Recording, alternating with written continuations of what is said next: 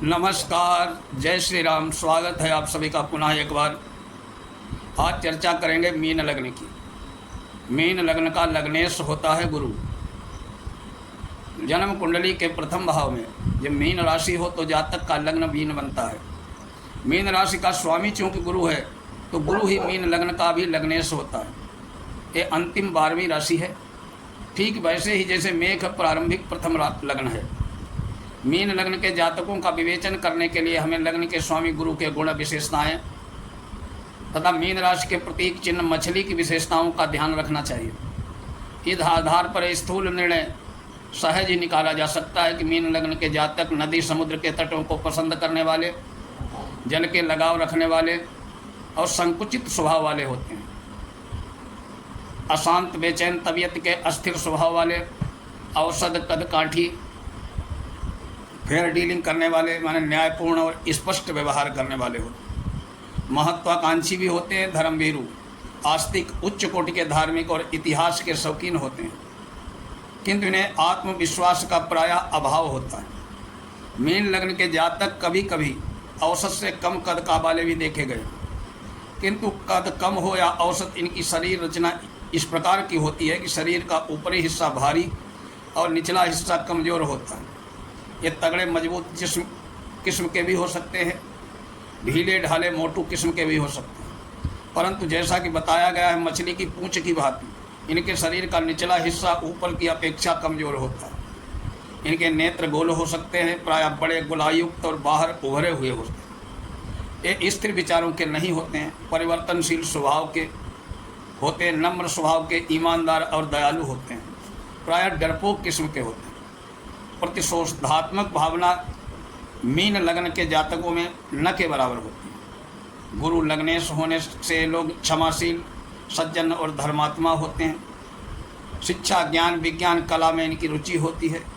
लग्न पर शुभ प्रभाव हो तो ये उच्च कोटि के संत या दार्शनिक भी होते हैं, क्योंकि अध्यात्म में इनकी रुचि और क्षमता और भी गहन हो जाती है। लग्न पर अशुभ प्रभाव हो तो तपेदिक, श्वास और पैरों की तकलीफ, गुदा गुप्तांग में के रोग इन्हें संभावित होते हैं। जब ऐसे मीन लग्न वालों को यकृत, पीलिया, नितंबो आदि से संबंधित रोग, मेद वृद्धि की पूर्ण संभावना होती है। कन्या, कर्क और वृश्चिक लग्न के जातकों से इनकी मित्रता शुभ और फलदायी होती है। ये लोग सिनेमा, टीवी, अभिनय, संगीत, डॉक्टरी, आयात निर्यात, समुद्र जल संबंधी कार्यों, तरल पदार्थों विक्रय, बंदरगाह, जलसेना आदि में विशेष सफल होते हैं। मीन लग्न में यदि गुरु लग्न में हो तो जातक अति विद्वान, प्रतापी, प्रसिद्ध, ब्राह्मणत्व के गुणों से संपन्न होता है। चतुर्थ भाव में गुरु हो तो माता का धन, वाहन का सुख और भूमि में गड़े धन का लाभ दिलाता है। 5वें घर में विद्या लाभ कराता है और पुत्र भी विद्वान होते हैं, किंतु अल्प पुत्र होते हैं। 8वें घर में गुरु हो तो तीर्थ स्थान, धर्म संबंधी कार्य में जातक की मृत्यु होती है। 11वें घर का गुरु धन, विद्या और यश तीनों में वृद्धि कराता है। 12वें घर में गुरु हो तो जातक दान पुण्य करने वाला, धर्म संबंधी कार्यों में धन का अधिक व्यय करने वाला होता है। यदि 7वें घर में गुरु हो तो ऐसे जातक की पत्नी बहुत ही विदुषी, साध्वी, नियम, संयम, पूजा, उपवास करने वाली होती है। मीन लग्न के जातक पात्र सुपात्र का ध्यान किए बिना दान, उपकार, आर्थिक सहायता करते देखे जा सकते हैं। वे बहुत अधिक संवेदनशील होते हैं।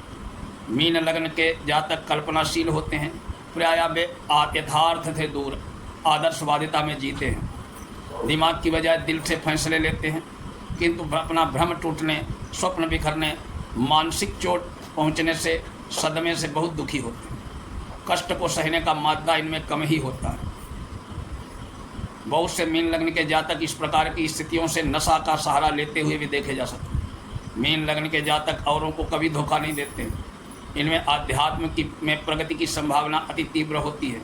संतोषी प्रवृत्ति के होते हैं और इनका वैवाहिक जीवन सुखपूर्ण नहीं व्यतीत होता। मीन लग्न के जातकों को कन्याएं अधिक पैदा होती हैं। ये लोग अपने मित्र, संबंधी, प्रिय रिश्तेदारों की सहायता से अधिक प्रशंसा करके उन्हें महिमा मंडित करने की प्रवृत्ति वाले होते हैं। दुनिया को भले ही ये धोखा न देते हों, लेकिन जीवन में धोखा खाते जरूर हैं, क्योंकि वास्तविकता से नज़र चुराकर कल्पना में रहना पसंद करते हैं। प्रायः या दृढ़ विचारों वाले भी नहीं होते हैं, लेकिन विपन्नता की स्थिति ये कभी घबराते नहीं। इनकी प्रबल आस्था इनके अवसरों को बल प्रदान करती है। जो जातक स्वयं के भाग्य के भरोसे छोड़ देते हैं वे अक्सर सफल होते देखेंगे, जबकि किसी कारण से महत्वाकांक्षी और लालची होकर जो प्रयास करने वाले जातक मीन लग्न के होते हैं वो असफल होते हैं। मीन लग्न के जातकों की सहनशीलता विशेष होती है। मैंने कभी किसी मीन लग्न के जातक को झुंझलाते हुए नहीं देखा। जमीन जायदाद के मामले में मीन लग्न के जातकों के लिए दिक्कत पैदा करने वाले होते हैं। या तो वे इन कार्यों में सफल नहीं होते हैं या ऐसे परिणाम निकलते हैं जिससे उन्हें ये सोचना पड़ता है कि ये काम न करते तो अच्छा होता। रोगों के बारे में विचार किया जाना चाहिए। मीन लग्न को अष्टम भाव में शनि निर्बल चंद्र के साथ हो तो जातक की अकाल मृत्यु होती है, प्रेत बाधा की पीड़ा झेलनी पड़ती है, और अकेला चंद्रमा भी अष्टम भाव में हो तो जातक बाल्यावस्था में तो रोगी रहता ही है। मीन लग्न हो, गुरु व लग्न दोनों पाप ग्रहों के बीच हों, सूर्य निर्बल हो और 7वें भाव में हो तो पाप ग्रह हो तो जातक आत्महत्या करने के लिए विवश हो जाता है। मीन लग्न हो, दूसरे 11वें 12वें भाव में शनि गुरु राहु और मंगल की युति हो जाए तो जातक जीवन में आजीवन कोई न कोई रोग से लगा ही रहता है। मीन लग्न 7वें घर में चंद्रमा मंगल राहु की युति हो, शुभ ग्रहों की वहाँ दृष्टि न हो तो जातक 1 वर्ष में मृत्यु को प्राप्त होता है, मृत्यु के समान कष्ट भोगता है। मीन लग्न हो, शनि 7वें भाव में गुरु शुक्र राहु 12वें घर में हो और कुंडली में कोई शुभ योग न हो तो जातक की 1 वर्ष में मृत्यु होती है। मीन लग्न हो, क्षीण चंद्रमा लग्न में हो, पाप ग्रह से दृष्ट हो तो जातक रोगी रहता है। मीन लग्न में यदि दुस्थानों में बुध गुरु शुक्र की युति एक साथ हो तो जातक की मृत्यु वाहन दुर्घटना से होती है।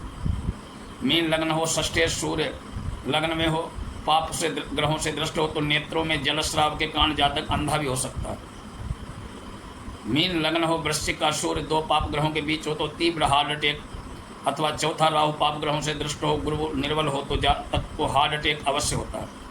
चौथे में पाप ग्रह चतुर्थेश बुध पाप ग्रहों के बीच हो तो हृदय रोग, चतुर्थेश बुध कर्क राशि में निर्बल अस्त और अष्टमस्त हो तो जातक को हृदय रोग होता है। इस प्रकार मीन लग्न का विश्लेषण हुआ। अब सभी 12 राशियों और 12 लग्न का विश्लेषण हो चुका है। अगले वीडियो में फिर मिलेंगे ऐसी ही अच्छी किसी ज्योतिषी जानकारी के साथ। नमस्कार।